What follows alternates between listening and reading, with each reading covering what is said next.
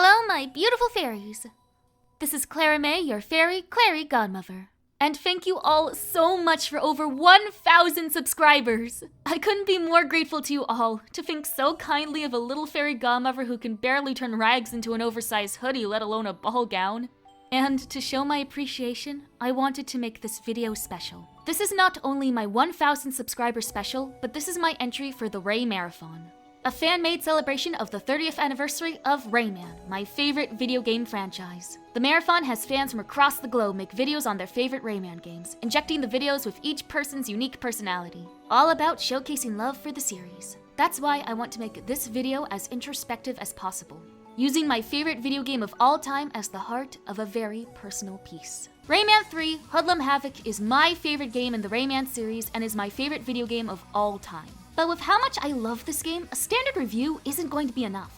I'm going to go in depth on the themes that no one else but me sees. The light that shines within this game that I put in a lantern and take with me down the darkest paths of my life.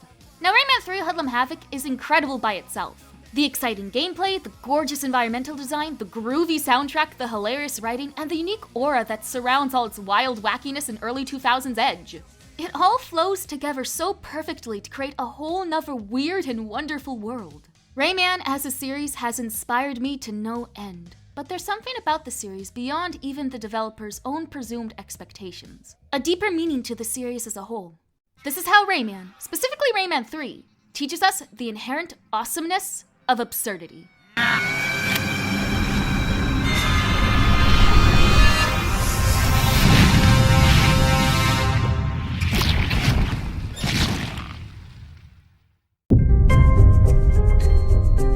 From childlike whimsy to the radical rebelliousness of teenhood, Rayman 3 perfectly captures that sense of being young at heart, no matter how old you get. And it's apparent from Rayman's redesign alone.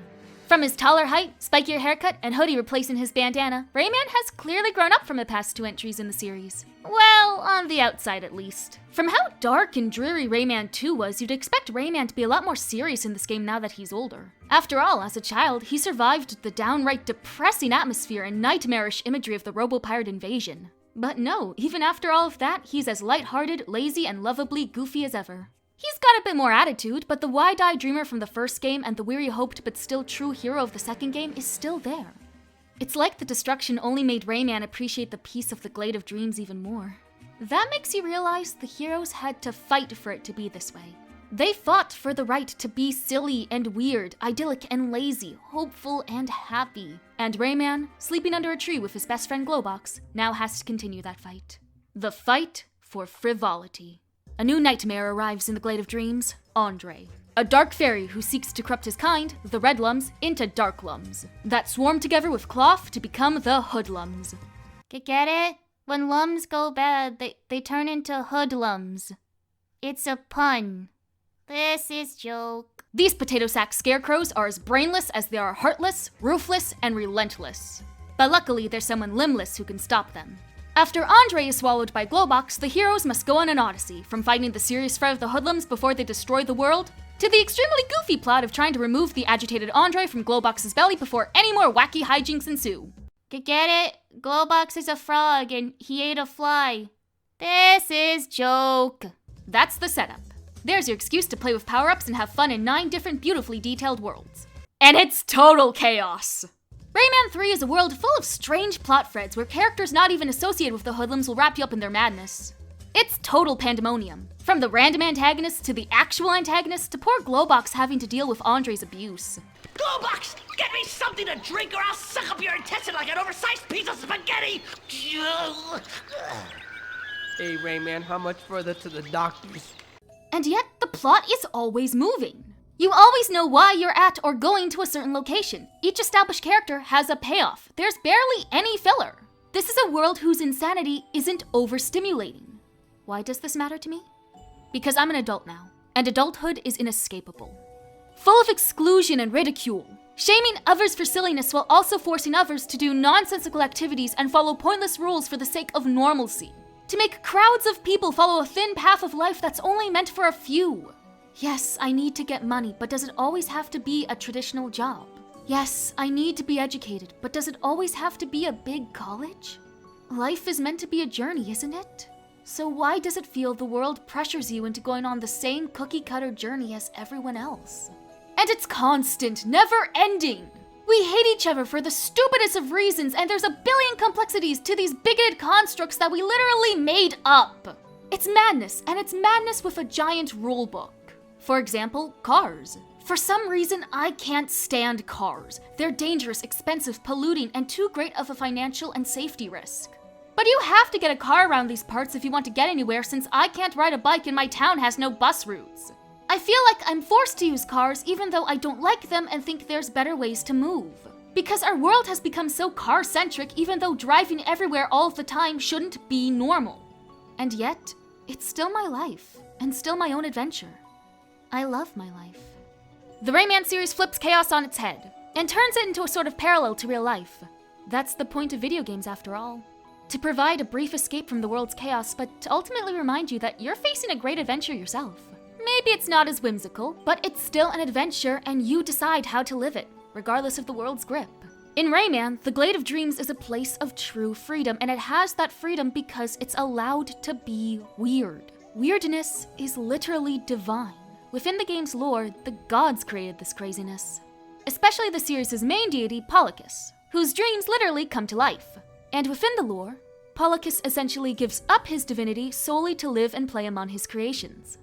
These creatures are literally made for the purpose of enjoying life and all its quirks. Said creatures also aren't conventionally cute or pretty, and the world never shames them for looking odd or even ugly, because it's that strangeness that makes them so fascinating. As for what these creatures do, they're not forced to do anything but find what makes them happy, even if it's the silliest thing, and do it. The Glade of Dreams is a world free from obligations aside from just being a kind person who brings joy to others. You have no set path or expectations. If you have any purpose, it's to find beauty in oddity. But if you want a world like that, you're gonna have to fight for it. And that is what the game is about. The main conflict of this game is obviously stopping the Hoodlums who seek destruction for their own lust for chaos. First up, I love these guys. The designs are incredibly unique, and the patchwork steampunk scarecrow aesthetic is both perfectly goofy and perfectly scary. But the Hoodlums, while full of personality, aren't individuals. In terms of the story, anyway. They're Andre's swarm. While their motivations seem non-existent, when you connect the dots and realize they're literal parasites, it makes perfect sense. What's the goal of an insect swarm? Feed, breed, infect, corrupt, destroy. This is what the villains are doing to this world. They're mindless bugs. One of them just thinks the ability to speak makes you intelligent. There's no love or respect for life. The Hoodlums can be seen as the corruption of life. Within the Rayman lore, Lums are essentially the blood that flows through the Glade of Dreams, and Andre could be seen as a sentient infection. And yet, the Hoodlums' power is rivaled only by their extreme stupidity and junker clunk nature of throwing everything at the wall to see what explodes. The Hoodlums oppose the world the same way the Robo-Pirates in Rayman 2 did, and their identical villainous roles are not their only connection. What's the biggest thing that connects them? They take themselves way too seriously. The Robo-Pirate comparison is important, as there's strong similarity between Andre and the main villain of Rayman 2, Admiral Razorbeard. Underneath all their angry threats and ferocious forces, they're really pathetic people. The similar shallow, small-minded tones of Andre and Admiral Razorbeard become more apparent when you learn that these two actually have the same English voice actor. You idiotic fool! Take a vessel and only come back with his dead body. Steal the scepter from your king, and I will serve you Rayman's head on a platter! Fun fact, they had the same voice actor in the original French versions too. But their pitiable personalities have thematic relevance. Razorbeard probably would have won if he wasn't so short-sighted and shorter-tempered. His greed and wrath overtaken his supposed sense compared to the kooky creatures he's imprisoned. And his oppressive personality preventing imaginative solutions to accomplish his goals. But at least Razorbeard actually fought you. Andre is someone even more fickle, slimy, and cowardly. He knows he's weak and wretched. He's all bark, no bite. He doubles down on insults, snark, and self-importance while his minions do all of the destruction at his order. But he can't actually do anything aside from manipulating people who are dumber than him. On his own, he is nothing. This is intentional. It's a good metaphor for people in real life who seek to crush the whimsy of the world, isn't it? That the supervillains of life are often the most shallow, superficial, petty people who just want to sling mud at your dreams, forcing you into boxes and labels, to buy their deception, to witness their destruction, and trying to stop you from doing anything about it. That's because they know your creativity, hope, and spirit is the power to stop them, to be better than them. And that is why they are threatened by you. While Rayman manages to have fun and charming fictional villains, it also provides commentary by cutting the crap and telling us why real villainy isn't cool. Bad guys are losers, in every sense of the word. But they're still losers with guns, so how do you fight back these villains? By being ridiculous. While you obviously take the fate of this world seriously, the game encourages you above all else to get weird and experimental. Rayman's powers come from literal superpowered washing detergent cans that give you all sorts of ludicrous abilities. From spinning your enemies so fast that they shrink to turning your entire hand into a rocket launcher. You don't even have arms in this game, so your main attack will literally be throwing hands. The Hoodlums have explosive fruit juice, flying laundry machines that fire laser beams, actual invincibility magic. But it's literal logic-defying nonsense from the heroes that win the day. The game manages to subvert expectations by having its protagonists take the threats the villains throw their way and recycling them in insanely imaginative ways to progress. For example, Andre is a heavy drinker and has to be given plum juice to prevent him from torturing Glowbox. But Glowbox is highly allergic. The plum juice is obviously alcoholic in nature, and the game doesn't try to hide this. But Glowbox's drunken stupors actually help on the quest. Again, the bad guys force this very serious and very adult theme onto the innocent and childlike Glowbox. And the way to power through it is by turning that grim scenario on its head and into something silly. Like burping bubbles to help Rayman climb towers. Mischief and merriment is the key to victory in this game. And what better way to showcase this theme of sincere silliness overcoming superficial seriousness than the final boss? Who isn't Andre, but a secondary antagonist, Reflux. Step aside, be mine! You sick one clever stranger, that's good. I like clever people, their brains are tastier. You make your way through the desert of the Canaran, easily the game's most serious and scariest level. The Hoodlums themselves do not go down in the Canaran tunnels. They are dark, atmospheric labyrinths, full of nightmare fuel, claustrophobic corridors, and invincible enemies you cannot kill. It's the only level, next to the final level, that tells you to tone down the silly and survive. It's a great contrast to the other levels, and helps the game from getting too goofy to the point of becoming juvenile or void of more intense conflict. At the end of the tunnels, you meet Reflux, a cruel and powerful gladiator who has never lost a single arena duel that challenges you to the death. And you shove your detached foot up his ass in easily the best boss battle in the game. Now he is prideless, seething in hatred and shame. But as you make it to the final of the musically talented but medically incompetent doctors, Andre finally escapes from Glowbox's gut. The little bug finds his way to Reflux, coaxing him into getting revenge on Rayman. And the two join forces to steal the power of the Canaran god known as the Leptis. Obviously, this goes very poorly, and the Leptis' stolen power ends up turning Reflux into a monster. Not that he wasn't already a monster, but you know what I mean. Reflux was willing to sacrifice everything about himself, from his appearance to most of his mind, solely to get back at an insignificant whelp. Reflux didn't need to insert himself into this journey. He is still the strongest Canaran and probably the strongest in the desert. But that doesn't matter because he's so blinded by envy and spite that he chooses to get involved with the help of Andre's little marriage proposal. And by taking himself far too seriously, getting furious over the most petty of reasons and letting his pointless pride take over his entire being. This is what seals Reflux's doom. Reflux works well as both a foil to Andre and a rival to Rayman. But it's funny. Reflux's stolen powers from the Leptis end up turning him into a monster. But Rayman also gets power from the Leptis. And it's a grimace.